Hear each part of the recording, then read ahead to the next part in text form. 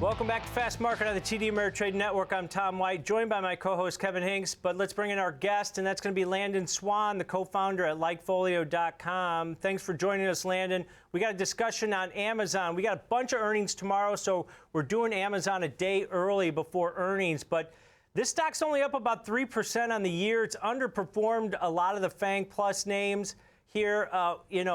Positive data, I'm guessing, out of Amazon. Everybody uses it. It seems like, they continue to expand their Prime base. They've got different silos with AWS. But what are you guys seeing as far as data goes on LikeFolio? Yeah, you're right. The stock has been kind of ho-hum, right? I mean, I think it's stuck at 3,400. And other than a little blip back in, I think it was like early July, it's been kind of a resistance at 3,400 since August of last year. So this, I think investors are probably tired of it going sideways while the market has been, generally speaking, going up.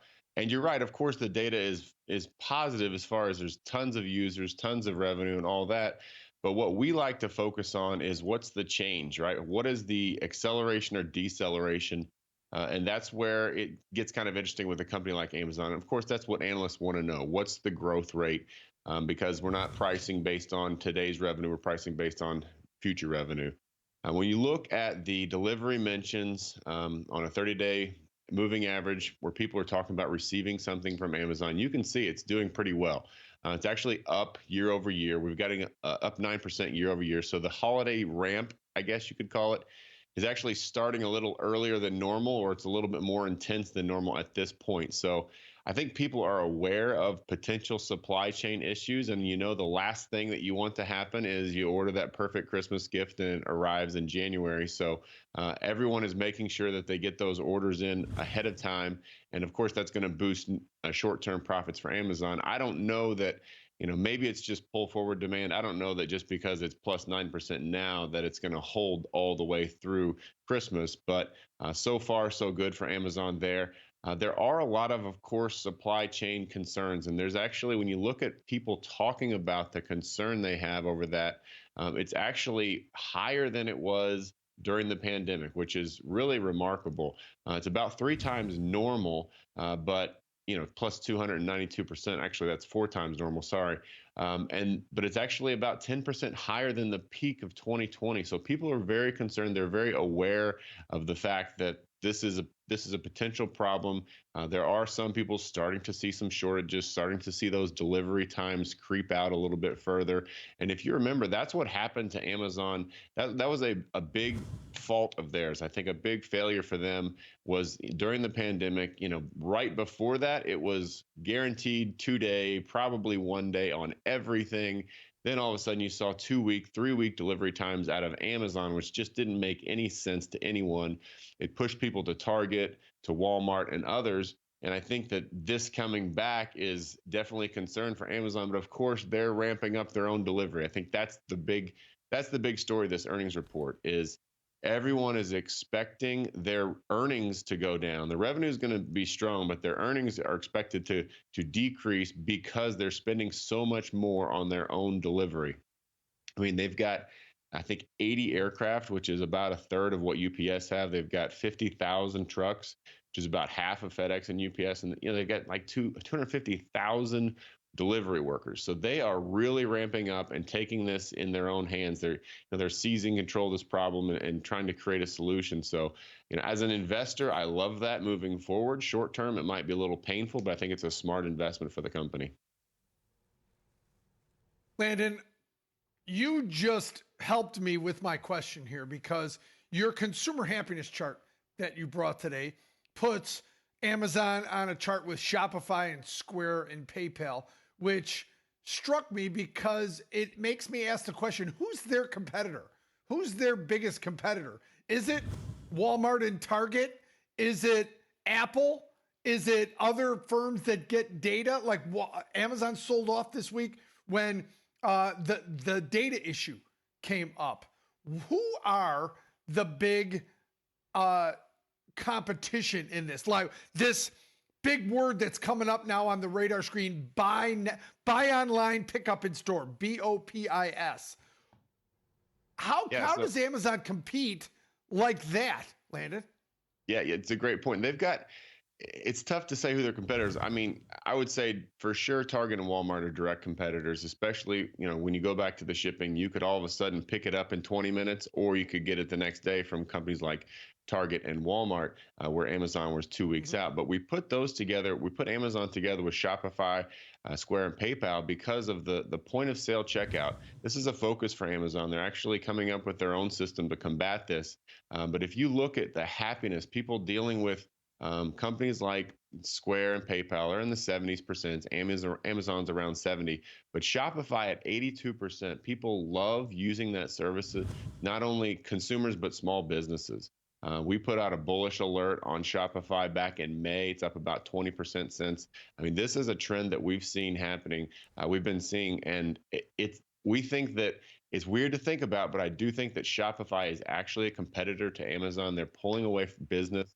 They're empowering the small businesses, and it's like death by 1,000 cuts. There's so many small businesses out there that can, give you a good product and get you quick delivery and have a smile on their face, quick and easy checkout.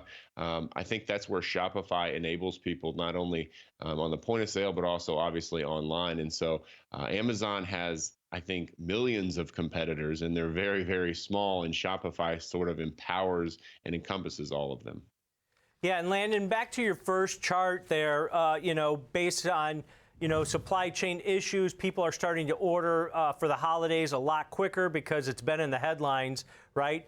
And I've had issues ordering things online, whether it's from Apple or wherever, where they're having delays on shipping. So they're saying that there's not going to be product there. That's why you're probably seeing eBay was hitting all-time highs earlier this week based on the fact that people are looking for things that they can't find to be delivered quickly, right? So if you look at that, and you mentioned the investment that they're making and the number of workers that they have.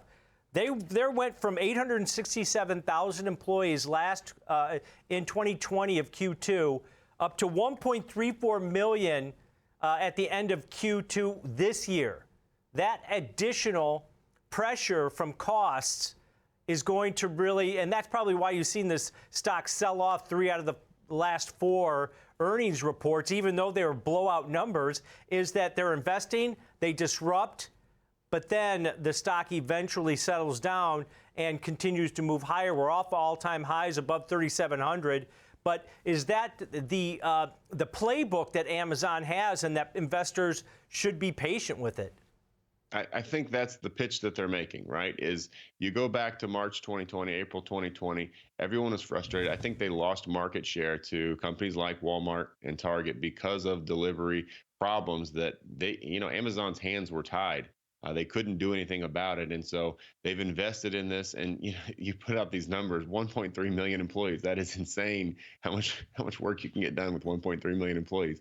So they can deliver to every home in the country and around the world. So they are creating the solution to a problem that they saw last year. So kudos to them for seeing it and getting ahead of it. And so now when it's coming back again, supply chain is rearing its ugly head, Amazon will be more ready. I don't know if they're completely ready. I'm sure they would love a few more months to get there, but they have said that they're ready for the holiday season. We'll see. Obviously, you got to inspire confidence in your consumers to get their business, but it has been a problem in the past. So I love that they're solving it. And you do mention a couple, eBay, you mentioned. I also want to throw in Etsy. That's another competitor, because when you can't get things that are, they're sitting in these, 250,000 container ships sitting right outside the ports.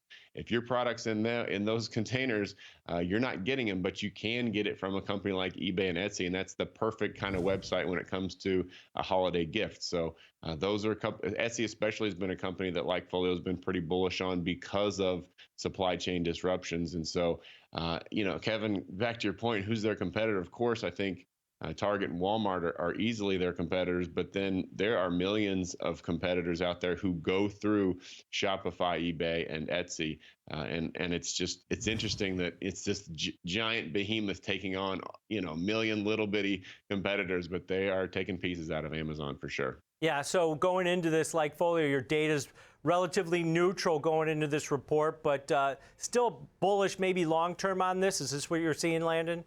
Yeah, so we do the score on earnings, -100 to +100. We're actually a -9 going into this report, which really is basically neutral with a slight bearish lean. But yeah, if you get any kind of actual sell-off, 5 or 10% off of Amazon, I'd be an investor because I love the company long term, and it has been sideways for so long. I love what they're doing with their investment. If you do get a sell-off, I think it's a good opportunity, but I'm not betting on them ahead of earnings. And we've seen that play out. So historically, we've seen that move in Amazon when they invest and disrupt in their business. We get that sell-off, but still just off all-time highs. All right, Landon, thanks a lot. Have a great day. Thanks, guys. All right.